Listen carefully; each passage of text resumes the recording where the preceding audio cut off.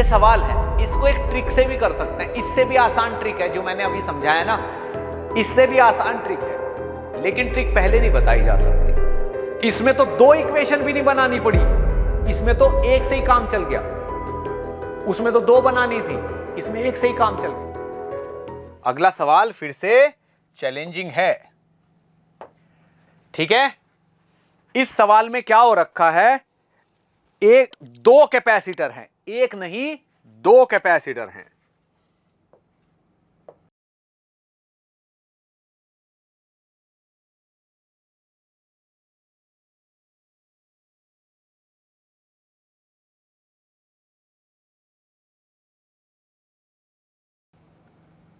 और ये वाला कैपेसिटर C2, C1 और C2 2 कैपेसिटर्स हैं,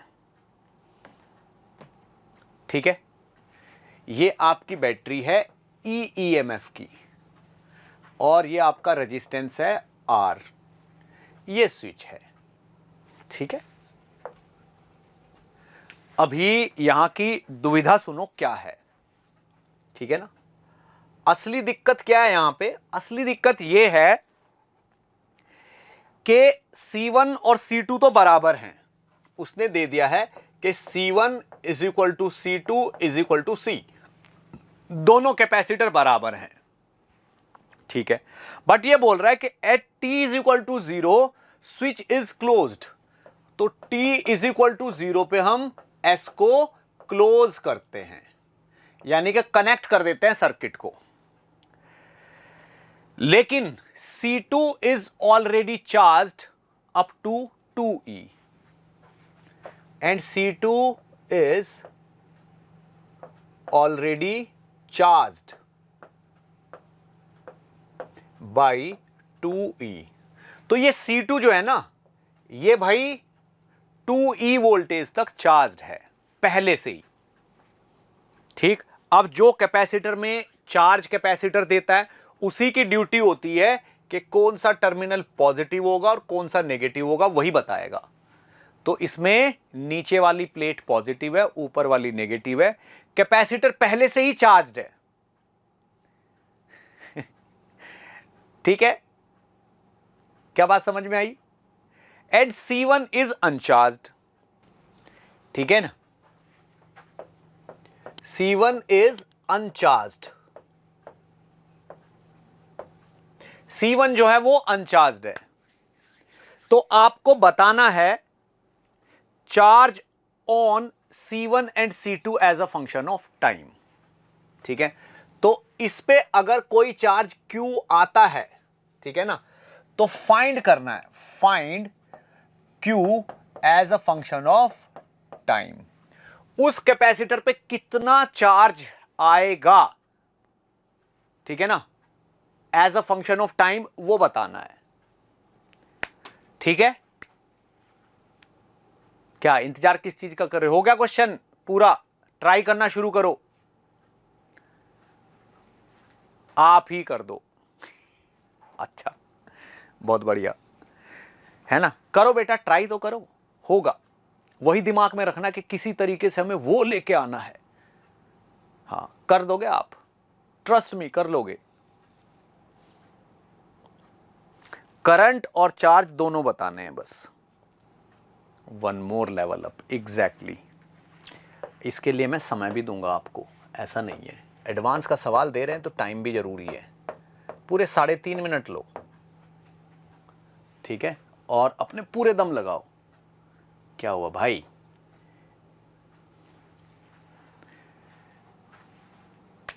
C1 अनचार्ज्ड है, उसका पॉजिटिव नेगेटिव आपको ही पता करना है। C2 ऑलरेडी चार्ज्ड है अप टू 2E, उसका पॉजिटिव नेगेटिव मैंने दे दिया आपको, ठीक है।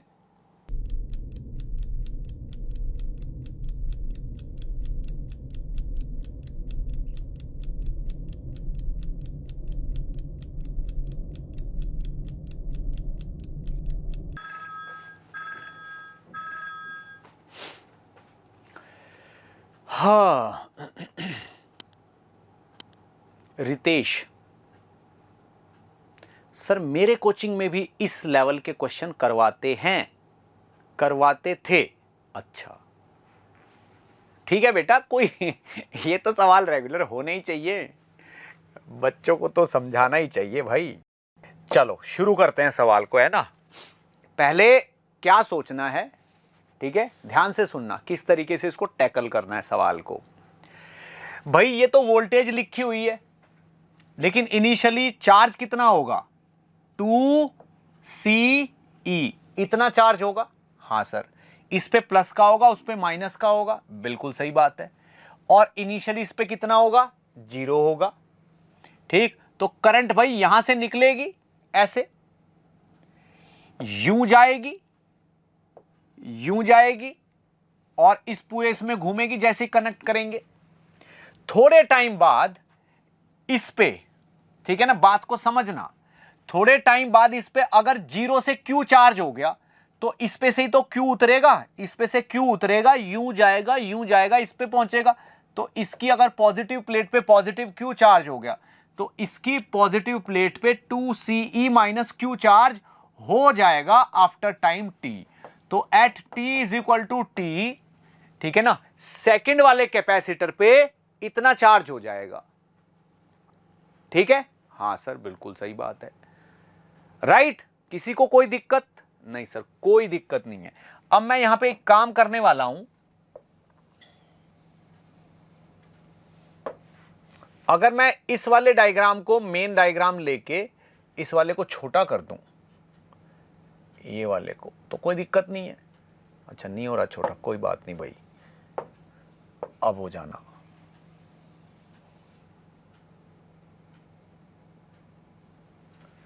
आया बड़ा, छोटा नहीं होएगा, समझ आया। तो ये 2CE माइनस Q हो गया, ठीक है, लेकिन ये जो चार्ज कैपेसिटर है तो दोनों के दोनों C ना, तो भाई इसको C मान लो, इसको भी C मान लो, कैपेसिटेंस तो C है दोनों का, इसका भी C है, इसका भी C है, ये R है, ये 2CE माइनस Q है। किसी टाइम t पे इस वाले पॉइंट A से लेके इसी में घूम के इक्वेशन लिख दो। अब इसी में घूम के इक्वेशन लिख दो। लो लिख रहा हूं मैं इक्वेशन, मेरे हाथ में पोटेंशियल था A, ऐसे गया, मुझे फायदा हो गया E का, फिर मैं ऐसे गया पॉजिटिव से नेगेटिव, तो मेरा नुकसान हो गया कितने का, Q बाई C का। फिर मैं आगे गया तो IR का नुकसान हो गया मेरा, क्योंकि मैं उसी तरफ जा रहा हूं जिस तरफ करंट जा रही है।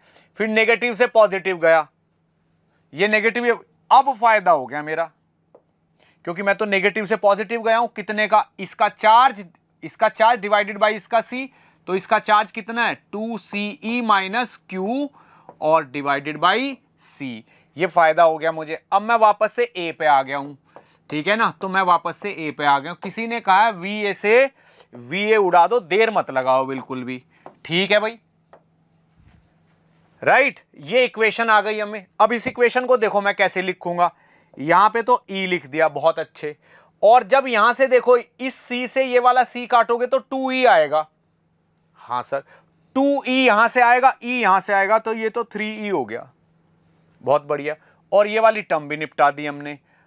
अब माइनस का Q बाई C, और यहां से भी देखेंगे तो माइनस का Q बाई C, तो ये माइनस का 2Q बाई C आ गया, बहुत बढ़िया। और ये माइनस का IR आ गया, और इज इक्वल टू 0 आ गया। ये तो टाइम से पहले खत्म हो गया, ये तो उससे भी आसान सवाल था। इसमें तो 2 इक्वेशन भी नहीं बनानी पड़ी, इसमें तो एक से ही काम चल गया। उसमें तो 2 बनानी थी, इसमें एक से ही काम चल गया। क्या मेरी बात समझ में आई? चलो अब इसको थोड़ा और बढ़िया तरीके से लिख देते हैं। तो भाई इक्वेशन क्या आई, 3E minus IR, okay, minus Q upon 2Q by C को मैं तो Q अपॉन C बाई 2 लिखूंगा, ओके, इज इक्वल टू 0। क्या ये वाली इक्वेशन उस इक्वेशन से नहीं मिल रही हमारी, किससे, E minus IR minus Q by C, इससे नहीं मैच कर रही? सर बिल्कुल कर रही है। ये C आ गया, ये R आ गया, ये E आ गया, निपटा दो सर फटाफट, कोई सोचने वाली बात ही नहीं है, ठीक है। तो अब आप मुझे एक चीज बताओ, ये तो चार्जिंग वाली इक्वेशन है, इसमें तो E है, तो Q on this capacitor will be equal to CE। C कितना है, C/2 और E कितना है 3E, तो 3CE/2 into 1 minus E raise to the power minus T upon RC। R ये आ गया C/2, 2 आ गया ऊपर। भाई ये आंसर हो गया, ये लो, एडवांस के 3 नंबर पक्के हो गए, ये आंसर है। अब सोच के देखो तुम्हें किस टाइप से पढ़ाया जा रहा है, इसको आप यूज कर पाओगे या नहीं कर पाओगे। बहुत आसान है, मेरा भी सिमिलर था, गुड। अब करंट और लिख के बता दो मुझे। सर करंट होगा E/R, तो 3E/R, R तो R ही है, into E raise to the power minus T upon RC, ये करंट हो गया सर। अब तो सर ये हमारे लिए चुटकी का खेल हो गया सर, कुछ नहीं बचा इसमें। ये सवाल आपको समझ आया कि नहीं आया, बस ये बता दो, और आगे तक की तकलीफ दूर हुई कि नहीं हुई, कि भाई आगे भी अगर ऐसा अजीब सा सर्किट, अजीब सी चीज आएगी तो हमें क्या करना है, हमें बस एक चीज को चेस करना है कि किसी तरीके से ये टाइप की इक्वेशन आ जाए हमारे पास। ये टाइप दिख रही है, ये टाइप की इक्वेशन आ जाए हमारे पास, ठीक है। बस इतना अगर आपने कर लिया ना, तो इतना आपके लिए बहुत है। अब एक तरीका और बता देता हूं मैं आपको। तो जैसे ये सवाल है, इसको एक ट्रिक से भी कर सकते हैं, इससे भी आसान ट्रिक है जो मैंने अभी समझाया ना, इससे भी आसान ट्रिक है, लेकिन ट्रिक पहले नहीं बताई जा सकती, ठीक है। इसको हम और भी जल्दी निपटा सकते हैं। ये अपना इनिशियल डायग्राम था, ये क्या था, अपना इनिशियल डायग्राम था, ठीक है। ठीक, हमारी इक्वेशन क्या थी, Q is equal to CE into 1 minus E raise to the power T upon RC। ये हमारी इनिशियल इक्वेशन है। ये देखते हैं दोनों मैच करेंगे कि नहीं करेंगे, आंसर है ना। तो ये हमारी इनिशियल इक्वेशन है और हमें इसका आंसर निकालना है। देखो भाई, ये क्या चीज है, ये Q की मैक्सिमम वैल्यू है, हाँ, और ये क्या है, RC, कैपेसिटर के सीरीज में लगने वाला R है। तो आपको क्या करना है, ये जो बैटरी है दिख रही है, ये बैटरी को रिप्लेस कर दो, बैटरी को रिप्लेस कर दो किससे, उसके इंटरनल रेजिस्टेंस से। अच्छा जी, सर इस बैटरी का तो इंटरनल रेजिस्टेंस दिया ही नहीं है, तो कोई बात नहीं, इसका इंटरनल रेजिस्टेंस नहीं दिया तो जीरो मान लेंगे, तो इसको जीरो रेजिस्टेंस से रिप्लेस कर दो। ये लो कर दी रिप्लेस, जीरो रेजिस्टेंस से क्या किया, रिप्लेस कर दिया। अब कैपेसिटर को देख लो, ये रहा कैपेसिटर, ये वाला जो रेजिस्टेंस है, ये रेजिस्टेंस वो होता है जो कैपेसिटर के साथ सीरीज में लगा होता है। अच्छा, तो कैपेसिटर के साथ सीरीज में कितना रेजिस्टेंस है, सर ये वाला, अरे ये भी रेजिस्टेंस सीरीज में ही है, ये भी रेजिस्टेंस किस में है, सीरीज में ही है। कैसे, ये R, ये दोनों R पैरेलल में हो गए भाई, जब उसको हमने रिप्लेस कर दिया तो ये वाला R और ये वाला R पैरेलल में हो गए, R और R, R/2 तो ये हो गया और ये R हो गया, तो पैरेलल में कितना R हो गया, 3R/2। तो इस कैपेसिटर के अक्रॉस टोटल रेजिस्टेंस कितना है, 3R/2। तो ये जो वैल्यू है 1 minus E raise to the power T upon कितनी होगी, R/2, R की जगह कितना आ जाएगा, 3/2 R और C। अब बचा ये वाला part, Q is equal to CE, C तो एज इट इज, ठीक है। सोच के देखो, इस कैपेसिटर को, ठीक है ना, जब ये फुल चार्ज हो जाएगा, इसके अक्रॉस कितनी वोल्टेज होगी, जब ये फुल चार्ज हो जाएगा, इस वाली ब्रांच में करंट तो जीरो हो जाएगा, इस वाली ब्रांच में करंट जीरो हो जाएगा अगर ये फुल चार्ज है तो। हाँ सर बिल्कुल सही बात है। सारा करंट यहां वाली बैटरी जो है, ये वाली जो बैटरी है वो इसमें चलाएगी, इसमें चलाएगी, तो वो वाला तो खत्म। तो सारा करंट अगर इसमें चलाएगी तो इसके अक्रॉस वोल्टेज E/2 होगी, इसके अक्रॉस भी E/2 होगी। तो इस कैपेसिटर के अक्रॉस वोल्टेज कितनी हो गई? E/2। तो यहां पे E की जगह कितना आ जाएगा? E/2। ये रहा आंसर। अब देख लो समझ आया कि नहीं आया, तुम लोगों के ऊपर है। आंसर पूरा 100% मैच कर गया। भाई ये क्या चीज है? ये मैक्सिमम चार्ज है जो कैपेसिटर पे आ सकता है। कब? जब बहुत लंबा टाइम हो जाएगा। भाई जब बहुत लंबा टाइम हो जाएगी इसमें तो करंट जीरो हो जाएगी। इसमें करंट जीरो हो गई तो सारी करंट इसी में फ्लो होती रहेगी। जब इसी में फ्लो होती रहेगी तो इस पॉइंट के और इस पॉइंट के बीच में जितनी भी वोल्टेज है वही इसकी भाई इसमें तो करंट जीरो होगी, इसका IR जीरो हो जाएगा, इसका IR कितना हो जाएगा? जीरो। तो यहां से यहां तक जो वोल्टेज होगी वही होगी, यहां से यहां तक भी वही वोल्टेज होगी, क्योंकि इसका IR जीरो होगा। तो इस कैपेसिटर के अक्रॉस वही वोल्टेज होगी जो यहां से यहां तक की है। अब यहां से करंट जा रही है, IR इसमें चल रही है, तो आधी वोल्टेज इसकी आधी इसकी, पोटेंशियल डिवाइडर। तो इसके अक्रॉस वोल्टेज कितनी होगी? E/2। तो कैपेसिटर की वोल्टेज भी E/2 होगी। तो इस पे चार्ज कितना होगा? C × E/2। ये लो, आई होप समझ आ गया। मेरे को ऐसा कुछ लगता नहीं है कि इसमें कोई बहुत बड़ी रॉकेट साइंस है। आपको क्या करना है, जो बैटरी है उसको रिप्लेस करना है उसके इंटरनल रेजिस्टेंस से। दो बैटरी है तो दोनों को रिप्लेस कर दो, एक है तो एक को कर दो, ठीक है ना। नेक्स्ट वाले पे ये नहीं लगेगा। क्यों नहीं लगेगा? क्योंकि उसमें एक कैपेसिटर ऑलरेडी चार्ज्ड है, उसमें कैपेसिटर ऑलरेडी चार्ज्ड है। वो अलग लेवल का क्वेश्चन हो गया,